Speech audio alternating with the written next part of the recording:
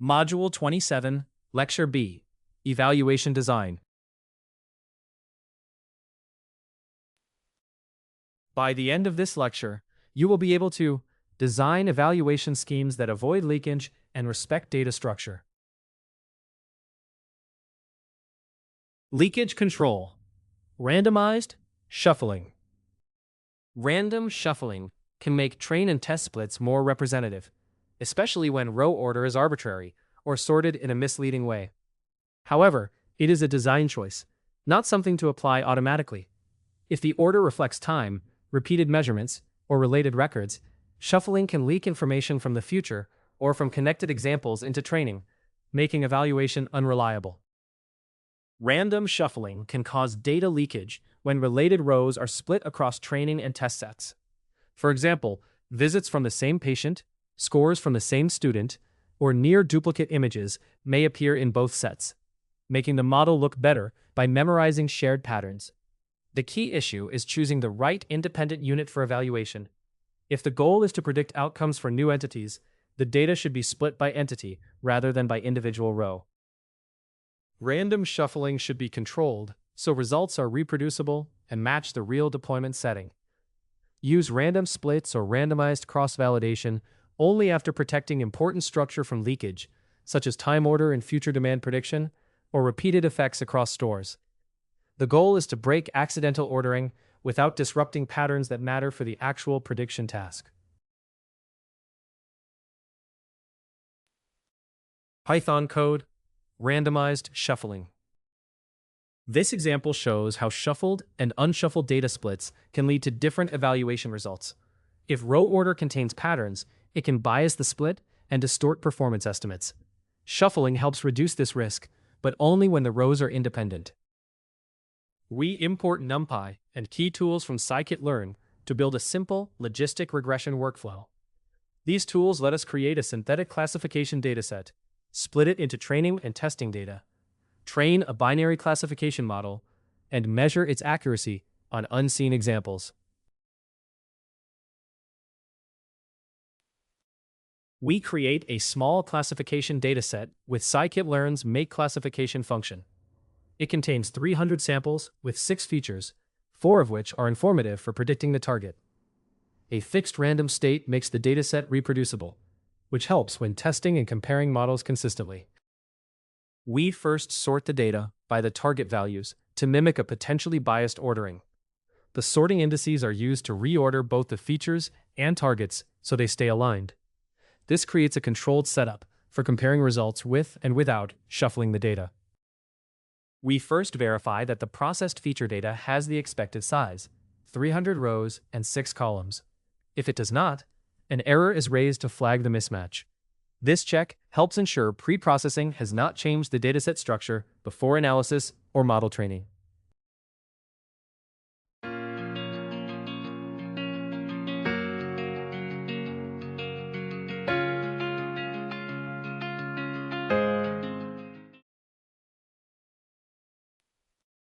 The dataset is split into training and testing sets using Scikit-Learn's train-test-split function, with 30% reserved for testing. Shuffling is turned off, so the data keeps its original order, allowing us to examine how a non-random split affects model performance. We split the ordered features and targets into training and testing sets, using 30% of the data for testing. The data is shuffled to avoid order-based patterns, while stratification keeps the target class distribution consistent across both sets. A fixed random state makes the split reproducible. A logistic regression model is created with a higher iteration limit and a fixed random state for reproducibility. It is then trained on the features and labels from the unshuffled training split, allowing it to learn patterns in the data and prepare for future predictions. We create a logistic regression model with a set iteration limit and fixed random state, so training is reproducible. The model is then trained on the shuffled training data, allowing it to learn the relationship between the features and the target. Shuffling helps reduce bias from the original data order and can support better generalization to new data.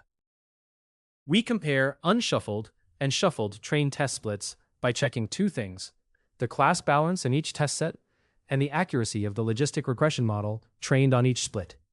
The test target averages show the plain and shuffled test rates, while prediction accuracy shows how well each model performs. Together, these results reveal how shuffling affects both class balance and model performance. The output checks the Scikit-Learn version, compares the positive rates in the original and shuffled test sets, and reports the model accuracies for both cases. The key lesson is that shuffling arbitrary row orders can prevent biased splits and misleading results. However, data with real groups or time order should not be shuffled, because those structures must be preserved. This example shows why data should usually be shuffled before splitting it into training and testing sets. A synthetic classification dataset is deliberately ordered by its target labels, then split both with and without shuffling before training logistic regression models.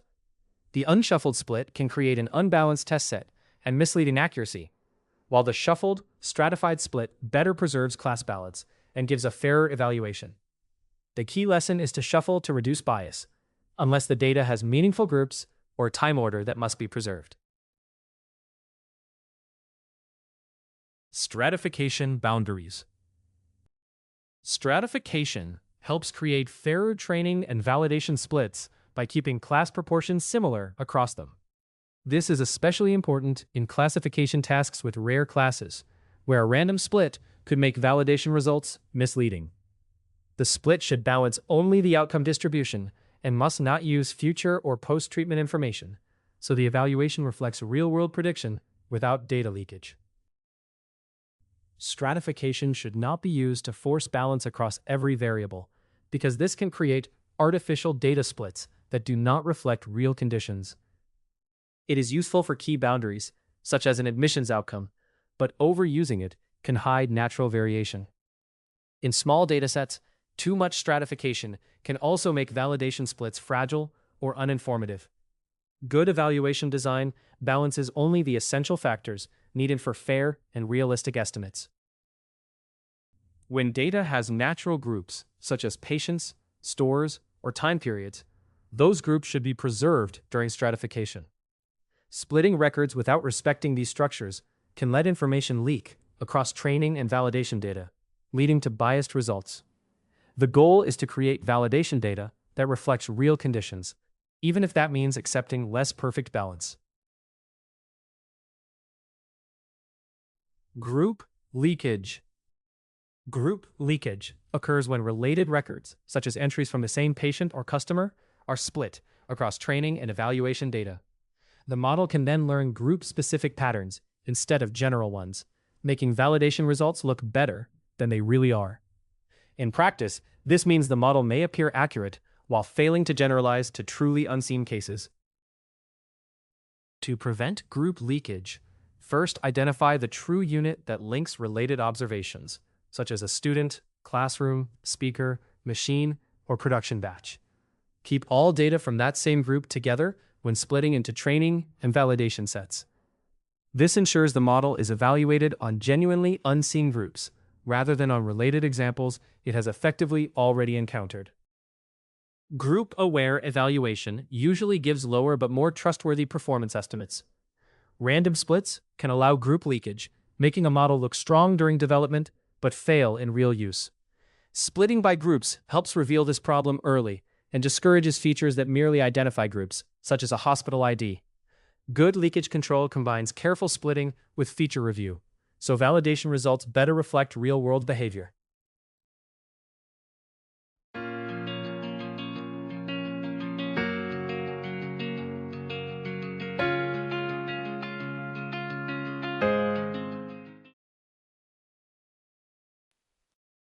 Python code.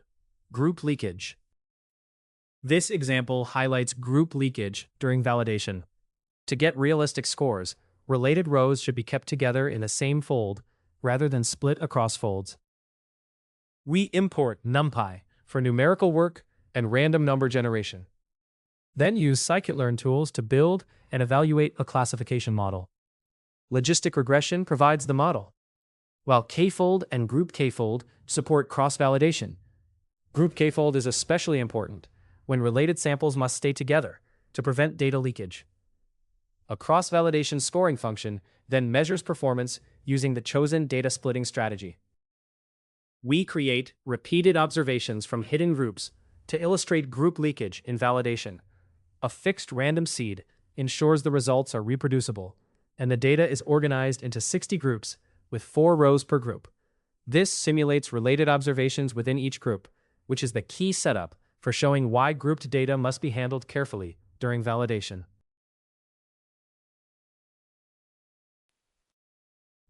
The process creates repeated group identifiers, so each group has several rows.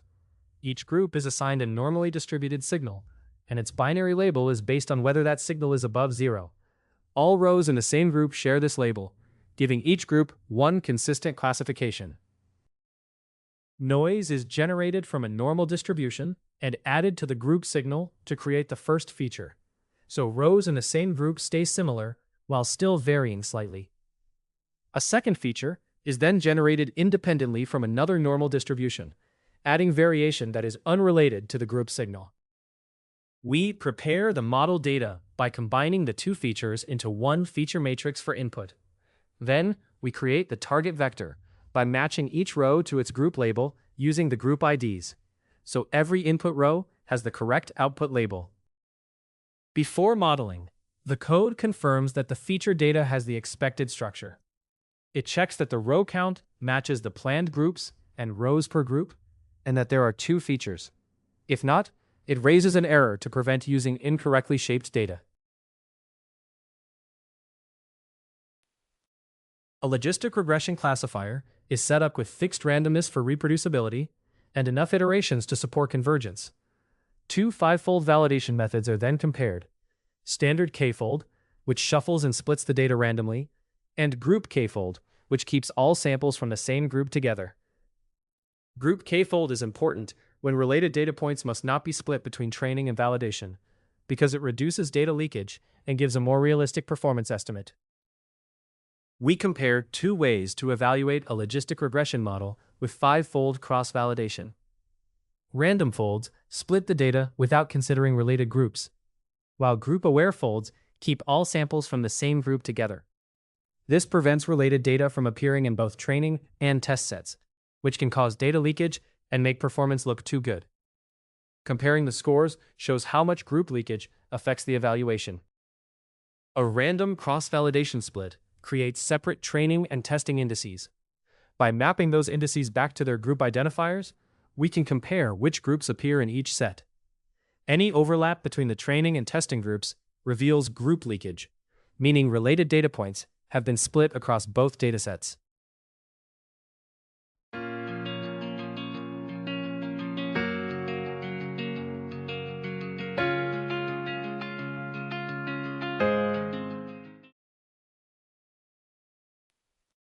The example checks the Scikit-Learn version, then compares random cross-validation with group-aware cross-validation. Random splitting can leak related groups into both training and testing data, making accuracy look too high. Group-aware cross-validation keeps each group in a single fold, giving a more realistic accuracy estimate. The key lesson is to prevent group leakage by never splitting related data across folds.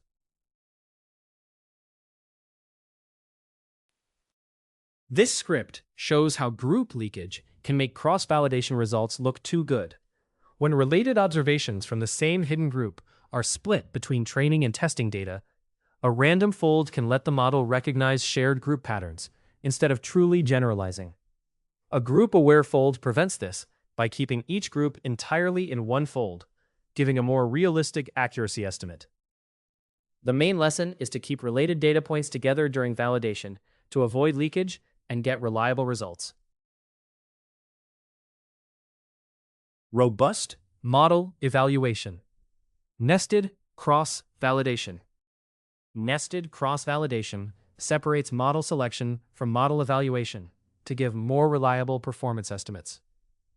The inner cross-validation loop chooses the best algorithm, hyperparameters, or pre-processing choices, while the outer loop tests that chosen model on unseen data. This helps prevent overly optimistic results, which is especially important in high-stakes areas like medical diagnosis and fraud detection. Nested cross-validation estimates performance by treating each outer fold as a separate test scenario. Within each outer fold, the training data is used in an inner loop to choose models or tune hyperparameters. Then the selected model is retrained on that fold's full training set and evaluated on its held-out test set. Repeating this across all outer folds gives a more reliable performance estimate, as long as the test data is never used for decisions such as scaling or feature selection. Nested cross-validation takes more work than regular cross-validation, but it gives more trustworthy estimates of model performance. It is especially helpful with small datasets, many candidate models, or flexible tuning that could overfit. By separating tuning from final evaluation, the outer fold scores better reflect how well the model is likely to generalize. Permutation significance testing. Permutation significance testing checks whether a model's performance reflects a real link between the inputs and the target, rather than random chance. It compares the model's score on the true data with scores after the target labels are shuffled, which breaks that link. If performance is strong on the real labels but weak on shuffled labels, the result is more likely to be meaningful, such as in disease prediction from blood tests. Permutation testing helps check whether a model's performance is truly meaningful, especially with small, noisy, or complex datasets. It works by repeatedly shuffling the target labels and comparing the model's real score with scores from these random versions. If the real score is much higher, the model likely found a real pattern. If not, the result may be due to chance. This is useful in tasks like predicting employee turnover or customer churn, where random patterns can appear misleadingly predictive. Permutation significance testing evaluates the entire modeling workflow, including preprocessing and cross-validation, so it accounts for possible overfitting throughout the process. If used too narrowly, such as after feature selection, it can give misleading evidence of significance. Used with nested cross-validation, it helps show whether a model's performance reflects real patterns rather than random noise.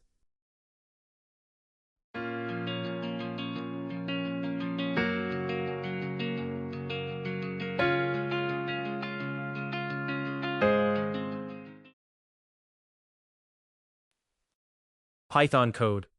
Permutation significance testing. Permutation testing evaluates a model by comparing its accuracy on the real labels with its accuracy when the labels are randomly shuffled. If the model is learning meaningful patterns, its real accuracy should be higher than the chance level scores from the shuffled labels. This setup imports the main tools needed to build and evaluate a classification model. NumPy and Matplotlib support numerical work and plotting, while Scikit-Learn provides the breast cancer dataset, logistic regression, and cross-validation tools. Stratified cross-validation keeps class proportions consistent across folds, and cross-validation scoring measures performance. A pipeline combines feature standardization with model fitting, so the data is scaled before logistic regression is applied.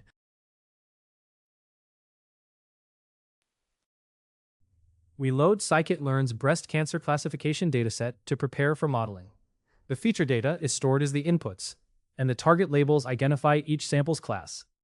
This creates the basic setup needed for training and evaluating a classification model. Before training, confirm that the feature data and labels have the same number of rows, so every data point has a matching label. If they do not match, raise an error, because the model cannot be trained correctly with misaligned features and labels. We use a pipeline to combine pre-processing and modeling in one consistent workflow. The features are standardized, so logistic regression can work effectively. Then the model is configured to converge reliably and give reproducible results. This ensures the same steps are applied across every cross-validation fold. We use 5-fold stratified cross-validation to evaluate the model fairly, keeping class proportions consistent across folds. The data is shuffled for randomness, with a fixed random state, so results can be reproduced. The model is trained and tested on each fold using the real labels, and the average accuracy across folds gives the overall performance. A fixed random seed is used so the label shuffling can be reproduced. The labels are shuffled 30 times, and each shuffled version is evaluated with cross-validation to get a mean accuracy score. These scores form a chance performance distribution, which can be compared with the model's accuracy on the real labels. Permutation scores are converted into an array so they can be analyzed efficiently.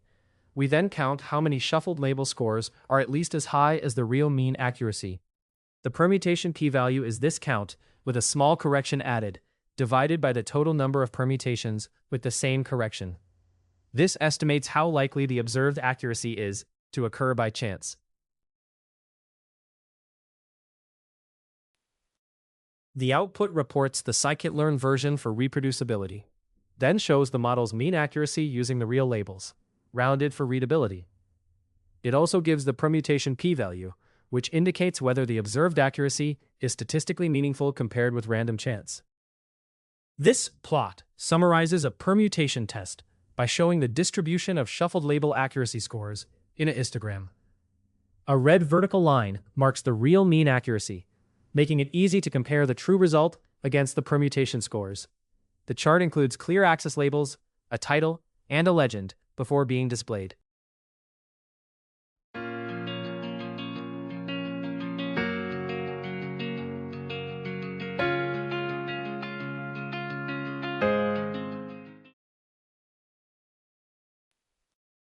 This script uses permutation testing to check whether a logistic regression model performs better than chance on the breast cancer dataset. It first measures the model's real accuracy with stratified cross-validation, applying scaling within each fold. Then, it repeatedly shuffles the labels to create chance-level accuracy scores and compares them with the real score to compute a corrected permutation p-value. The output reports the real mean accuracy and p-value, and a histogram shows how the real result compares with the shuffled scores. Multi-metric evaluation. Model evaluation should use multiple metrics, not just one overall score, especially when using methods like nested cross-validation or permutation testing. A single metric can hide important weaknesses, such as high accuracy in medical screening while missing patients who need care. Measures like sensitivity, specificity, and precision reveal different trade-offs, such as catching fraud while avoiding unnecessary blocks on legitimate transactions. This gives a more reliable basis for choosing a model than simply selecting the highest average score. Nested cross-validation with multiple metrics separates hyperparameter tuning from estimating real-world performance. The inner loop selects settings using one primary metric, while the outer loop checks other metrics on unseen data. This helps avoid overfitting and keeps the evaluation focused on the main goal, while still revealing trade-offs such as precision and false alarm rates. Permutation significance testing helps determine whether a model's strong performance is truly meaningful or could have occurred by chance, especially with small or noisy datasets. In multi-metric evaluation, it shows whether a model is genuinely learning rather than only looking good on selected measures. Interpreting the results requires looking at both average performance and variation across data splits, not just a single score.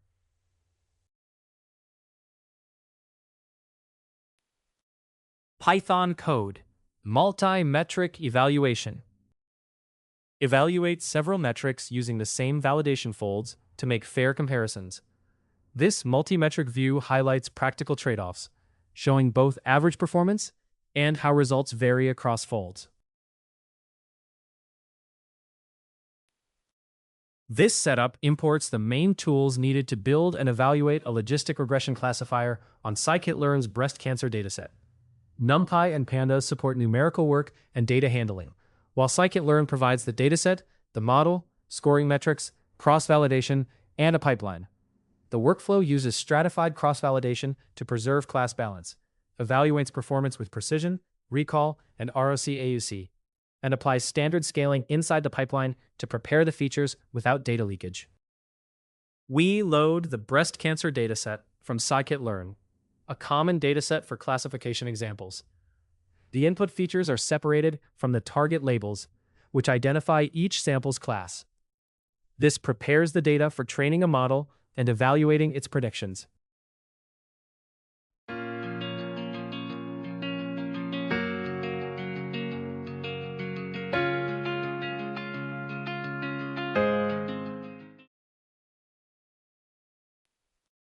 Before training, the code verifies that the feature data and target labels have the same number of entries.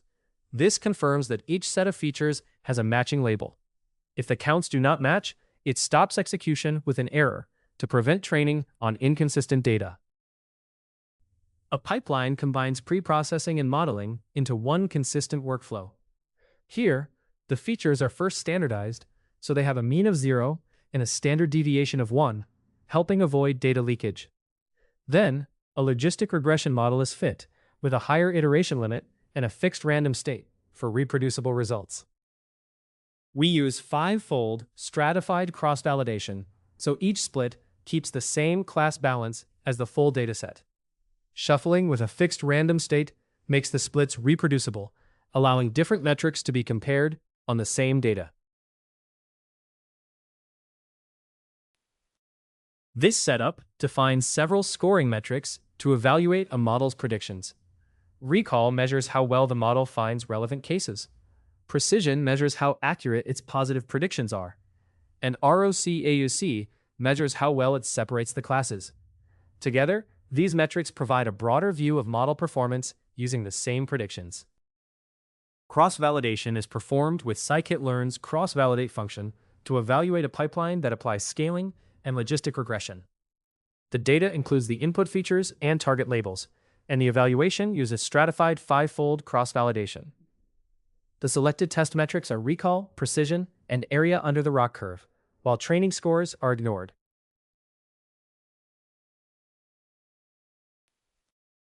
A pandas data frame is used to summarize model performance across validation folds. It reports recall, precision, and area under the ROC curve, along with each metric's average value and standard deviation. The averages show overall performance, while the standard deviations show how consistent the results are across folds. The code reports the Scikit-Learn version for reproducibility, then summarizes model evaluation results using the same 5 folds and 3 metrics. It presents the rounded metric values in a clean format, and also reports the average model fitting time per fold, giving a quick view of both performance and training efficiency. This script evaluates a logistic regression model on the breast cancer dataset using recall, precision, and area under the ROC curve. It uses stratified 5-fold cross-validation with standard scaling in the pipeline to keep evaluation consistent and avoid data leakage. The output reports the average score, variation across folds, and mean fit time, giving a concise view of model performance and metric trade-offs. Interpreting CV results. Fit score timing. Fit and score times in cross-validation show not only how well a model performs, but also how costly it is to use. Fit time measures training time on each fold, while score time measures how long prediction or evaluation takes. These timing results should be weighed with accuracy and error, because a slightly better model may be impractical if it is too slow to train or deploy. In settings like hospital triage or online retail, fast scoring can be just as important as strong statistical performance. Fit time reflects how costly a model is to train. Complex models or heavy pre-processing usually take longer than simpler approaches, and cross-validation makes this cost clearer by training the model on multiple folds. Unusually slow folds can reveal uneven data or computational bottlenecks, so timing results help identify operational issues that predictive scores may miss. Score time matters because it reflects the cost of using a trained model to make predictions. A model may take longer to train, but still be useful if it scores quickly, while slow scoring can be a serious issue for real-time tasks. In cross-validation, score time also includes transformations and evaluation, so it should be weighed against any improvement in model performance to balance accuracy and efficiency.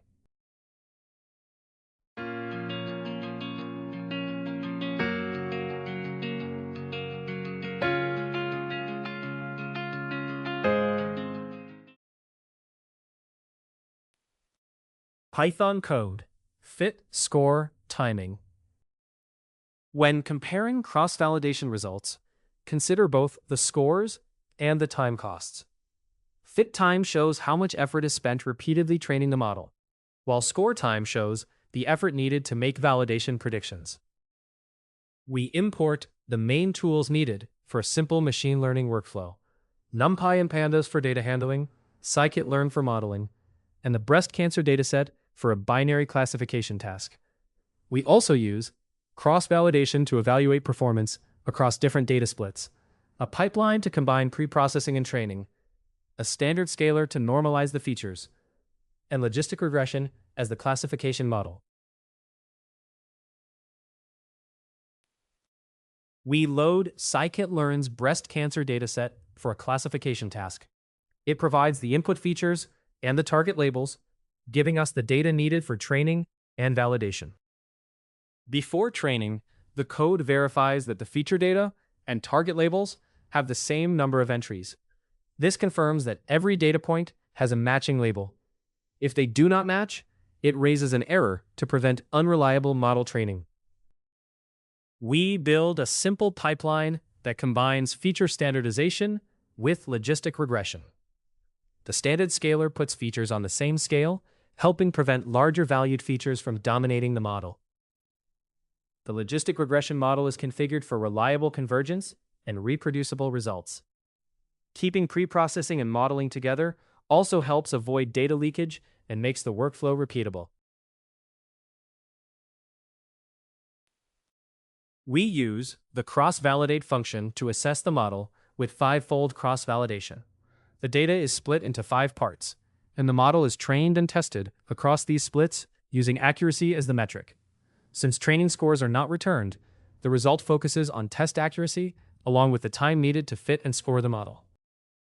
A Pandas data frame can summarize cross-validation results by storing each fold's accuracy, training time, and validation scoring time. This makes it easy to compare both model performance and timing across folds in one structured view. The code makes timing results easier to read by converting fit and score times from seconds to milliseconds. It then keeps only the accuracy and the 2 millisecond timing columns, rounds the values to 3 decimal places, and stores the simplified result for display. The code reports the Scikit-Learn version, then shows a clean summary of cross-validation results. It highlights the average accuracy across folds, along with the average training and validation prediction times in milliseconds. Together, these values summarize both the model's performance and its efficiency. This script uses 5-fold cross-validation to evaluate a logistic regression model on the breast cancer dataset. It applies standard scaling in a pipeline, then reports accuracy, along with fitting and scoring time for each fold. It also summarizes the average accuracy and timing, giving a quick view of both model performance and computational efficiency. Pipeline-wide validation. Pipeline-wide validation means using cross-validation to evaluate the entire modeling workflow, not just the final model. Steps such as cleaning, scaling, and tuning must be refit inside each training fold so the validation data remains unseen. If these steps are done on the full dataset first, the results can be overly optimistic. This approach gives a more honest estimate of how the complete pipeline will perform on new data. Pipeline-wide validation should measure how the entire system performs in realistic use, not just isolated parts. Metrics such as accuracy or mean absolute error are most meaningful when every step, including pre-processing and prediction, is included inside each validation fold. If steps like feature selection happen before validation, the results can be overly optimistic. The key principle is to test the full process under conditions that match real deployment. When validating an entire pipeline, look beyond accuracy to both runtime and consistency across folds. Fitting time may include pre-processing or tuning, so a strong model can still be impractical if it is too slow for frequent updates. Variation between folds can reveal problems such as unstable features or poorly handled categories. Together, These checks show whether the model is ready for deployment or needs more refinement.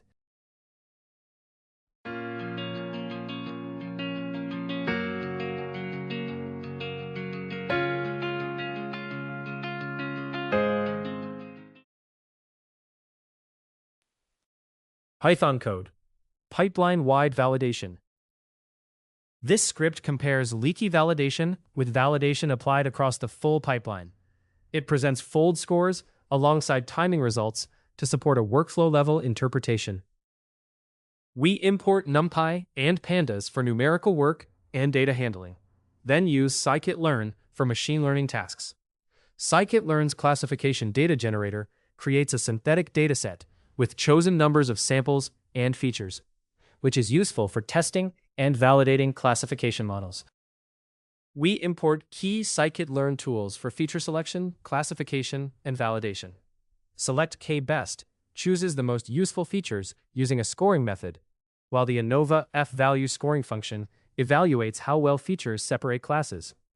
Logistic regression provides a simple model for binary classification, and stratified K-fold splitting keeps class proportions balanced during cross-validation. We import 3 Scikit-Learn tools for building and evaluating a machine learning workflow. The cross-validation function estimates how well a model generalizes to new data. The pipeline class keeps pre-processing and modeling steps applied consistently across data splits. And the standard scaler standardizes features by centering them and scaling them to unit variance. We create a synthetic classification dataset with Scikit-Learn to illustrate data leakage. It contains 600 samples and 80 features, but only 6 features truly help predict the target, while 4 are redundant combinations of those useful features, and the rest are noise. A fixed random state makes the results reproducible. Before modeling, the code verifies that the feature data has 600 rows and 80 columns. If the dimensions are different, it stops with an error message. This check helps confirm the dataset is in the expected format and prevents problems later in the pipeline. The code uses a feature selector to choose the 10 best features based on an ANOVA F test, then applies it to the entire dataset before cross-validation. This is a problem because the feature selection has already seen all the data, including data that should be held out in each fold. As a result, information leaks into the validation process, which can make the model's performance look better than it really is. A logistic regression model is used as a simple, deterministic baseline, with enough iterations to help it converge and a fixed random state for reproducible results. The evaluation uses 5-fold stratified cross-validation, which keeps the class balance similar in each fold. Shuffling adds randomness, while the fixed random state ensures the same splits can be repeated. Cross-validation is run with a logistic regression model using Scikit-Learn's cross-validate function and stratified folds, with accuracy measured only on the test scores. However, the features were selected using the full dataset before cross-validation, then passed into the evaluation with the target labels. This creates data leakage because information from the test folds influenced feature selection before the model was evaluated.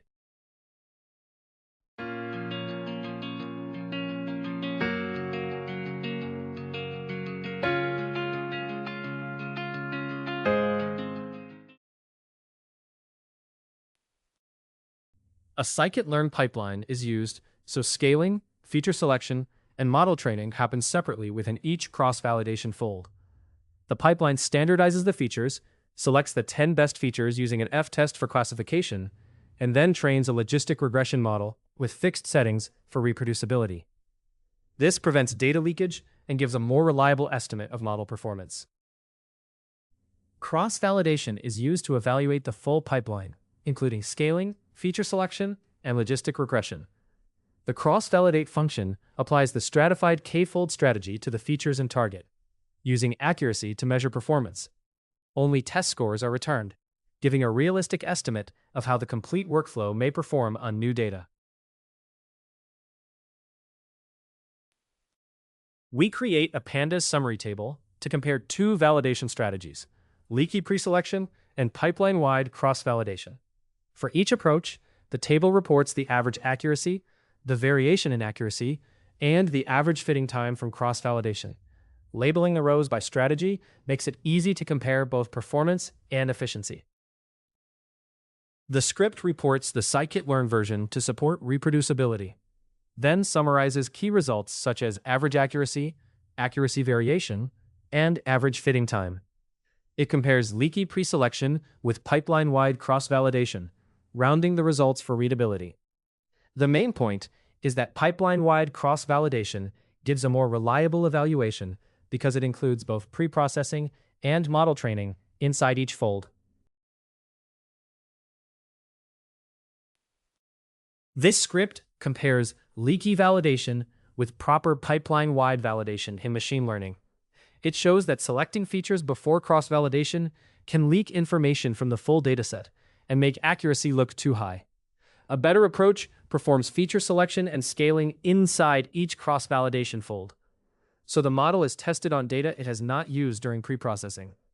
The output compares accuracy, variation, and fitting time, usually showing that pipeline-wide validation gives a more realistic and generalizable performance estimate. Fold score variation. Fold score variation shows how a model's performance changes across cross-validation folds, not just its average score. Large differences between folds can reveal that the model struggles with certain data subsets, such as rare classes, specific groups, or unusual time periods.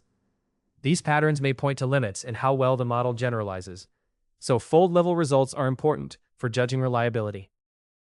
When interpreting fold-to-fold variation, consider both how large the differences are and how the data is structured. Some variation is expected because each fold uses different samples, but large gaps can suggest the model is sensitive to particular training examples. The data contains distinct groups, or the evaluation setup may not fit the problem well. Treat these differences as useful evidence about how reliably the model may perform under real-world conditions. When judging variation across folds, consider how the model will be used. Small differences may be acceptable in low-risk tasks if overall performance is strong, but high-stakes uses like fraud detection or medical triage require careful investigation of any instability. Look for patterns in weak folds or fluctuating metrics, because a slightly less accurate but more consistent model may be safer than one with higher average scores but occasional failures.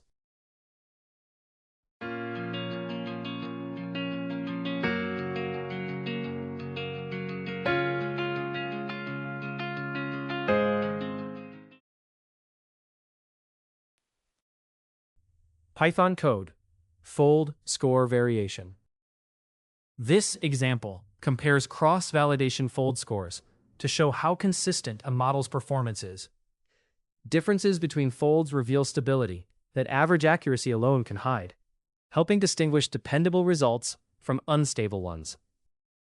We import the main tools needed to build and evaluate a simple classification model.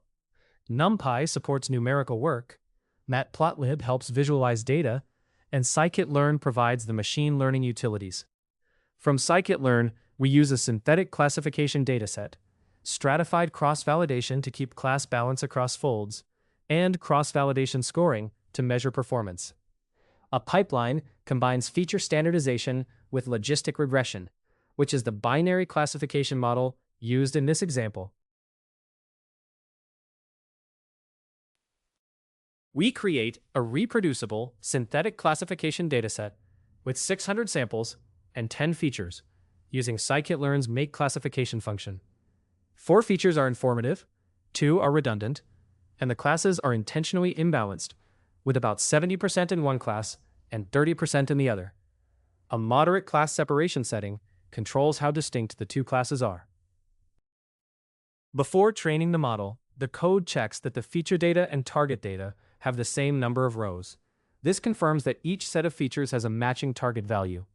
If the row counts differ, it raises an error to prevent problems during model training. We build a pipeline so pre-processing and logistic regression training are applied consistently within each cross-validation fold.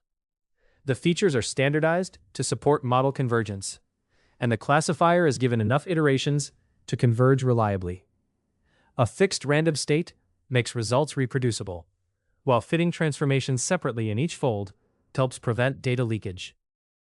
This setup uses stratified cross-validation to keep the class balance consistent in each fold, supporting a fairer evaluation. The data is split into 5 parts, shuffled before splitting to reduce bias, and a fixed random seed ensures the same splits are produced each time. We use Scikit-Learn's cross-validate function to evaluate the model across stratified K-fold splits, so each fold keeps the same class balance. The function takes the model pipeline, features, target values, and cross-validation strategy, then calculates both accuracy and F1 score. It returns the scores for each fold, allowing us to compare model performance across the validation splits. The cross-validation results are summarized by extracting the accuracy and F1 scores for each fold. A matching sequence of fold numbers is then created, starting at 1, so the scores can be clearly labeled in later visualizations.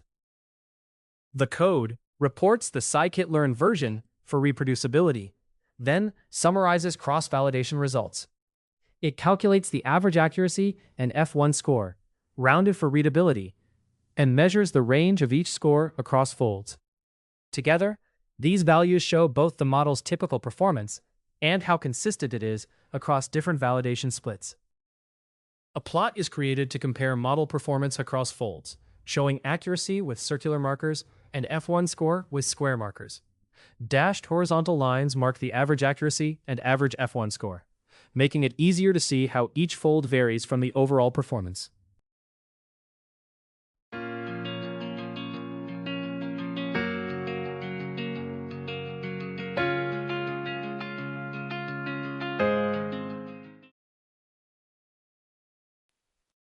The plot is formatted to show how accuracy and F1 scores vary across 5 cross-validation folds. It includes a clear title, labeled axes, fold numbers on the x-axis, and a score range from 0 to 1 on the y-axis. A legend distinguishes the 2 score lines, and the displayed plot helps compare performance across folds. This script checks how stable a logistic regression model is by using stratified cross-validation on a balanced synthetic classification dataset. It combines standard scaling with logistic regression, then measures accuracy and F1 score across 5 folds. By reporting the average and range of these scores and plotting their variation, it shows whether performance is consistent or changes noticeably between folds. In this lecture, you learn to design evaluation schemes that avoid leakage and respect data structure, use nested cross-validation and permutation tests for more reliable conclusions, and interpret multimetric scores, timing results, and fold-to-fold variation. In the next module, Module 28, we will go over tuning curves. Thank you for your attention. See you all in the next lecture.